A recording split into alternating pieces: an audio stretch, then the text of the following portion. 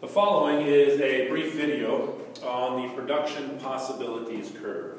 And at the end of the video, you should be able to answer the question, well, what is it? What is a production possibilities curve?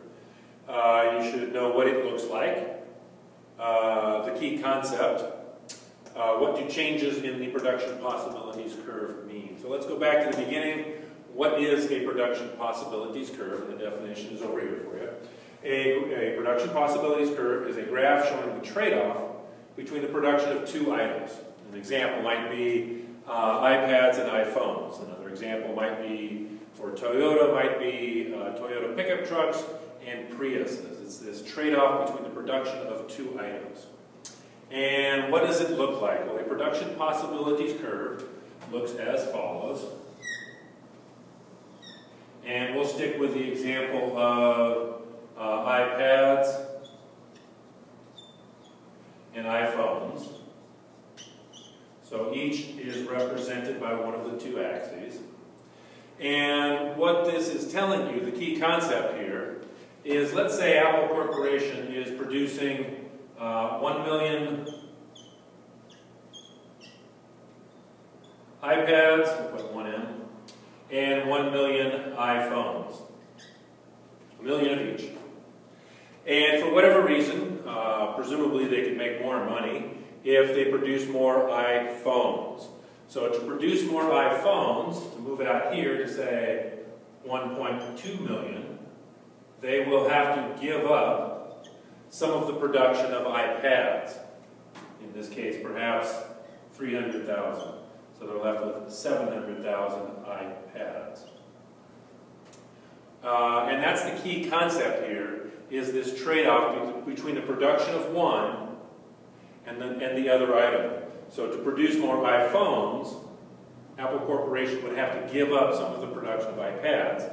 And the reason that's the case is that the resources necessary, remember factors of production, the resources, the land, labor, human capital, physical capital, that are used to produce the additional iPhones are being taken away from the production of iPads, leaving fewer workers, fewer factories, fewer materials to produce iPads because you're producing iPhones. So the key concept here, key concept here is this idea of trade-offs.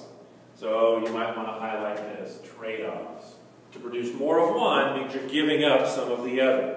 Another example might be studying economics, watching Netflix.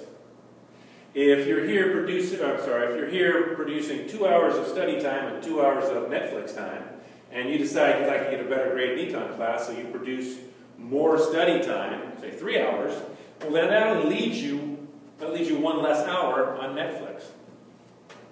All right, what do some of the changes mean? Well, first let's talk about what would happen if you were to increase the resources.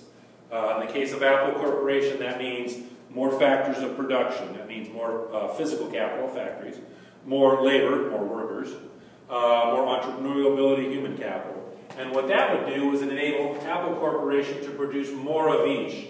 And that would look like this, a shift out. Or Apple Corporation got better at producing each of these with their existing resources. So there's two ways that this occurs. One is more resources, and the second is better use of the resources, typically technology. And there's a million examples of that. As far back as, say, Henry Ford, when the new technology was the assembly line to produce cars, that enabled him to produce more cars with the same number of workers. Perhaps a more current example would be Apple Corporation outsourcing the production of iPads and iPhones into Vietnam, China, etc., enabling them to hire more workers, more resources. So that's what the shift out would look like. That's the two ways that it's caused. And that's one of the things about this changes. Another example, going back to the studying versus Netflix thing.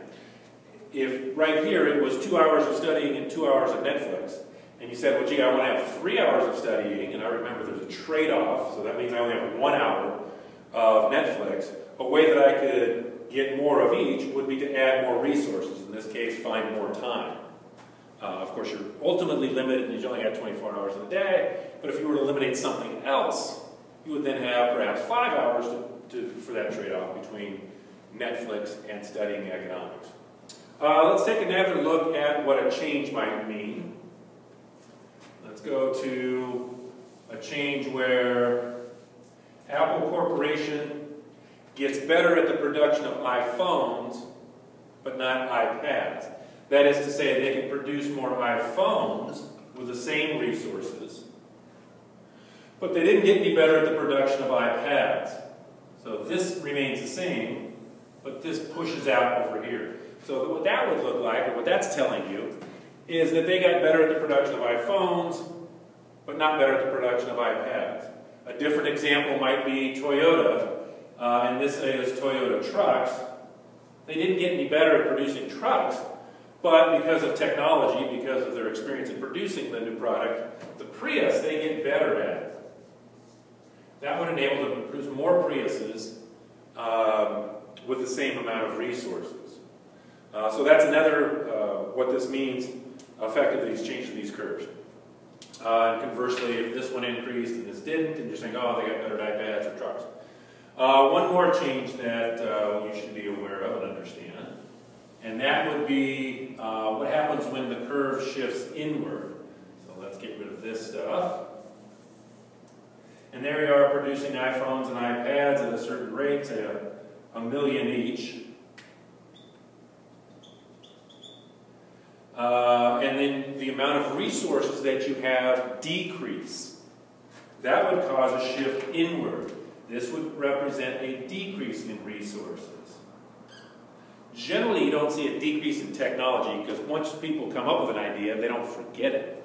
However, you can see this occur with a decrease in resources. An example of that would be in Japan, the aging population. Their economy is producing fewer goods and services because their population is aging and they're losing workers. Labor is shrinking. The resource of labor is getting smaller. That's going on, that's beginning to go on in this country as the baby boomers retire and there are fewer workers, thus causing the curve to shift inward absent any sort of technology advancement. You'll also see this kind of phenomenon occur, post-Civil War in the United States, post-War Europe, post-World War II, where you have these big events that cause significant disruptions in either labor or physical capital. The factories all got destroyed. So it can shift inward. So what did the changes mean? Well, this means you've got fewer resources. If it shifts outward, that means you've got more resources or better technology. If it shifts in a manner that causes one to increase but not the other, you've gotten better at producing this one but not this one. If it shifted in a manner that was better here but not an increase over here, that means you got better at this one and not this one.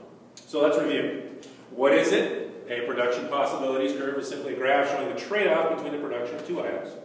We've used iPads and iPhones as an example. What does it look like? This is what it looks like. The key concept is this idea of trade-offs. If you want to produce more of one, you're going to have to give up the production of the other. If LaSalle High School wants to produce more econ students, they're going to have to give up some of the resources that are currently being used to produce English students. You're going to hire more econ teachers, put more classrooms available for economics, so on and so forth.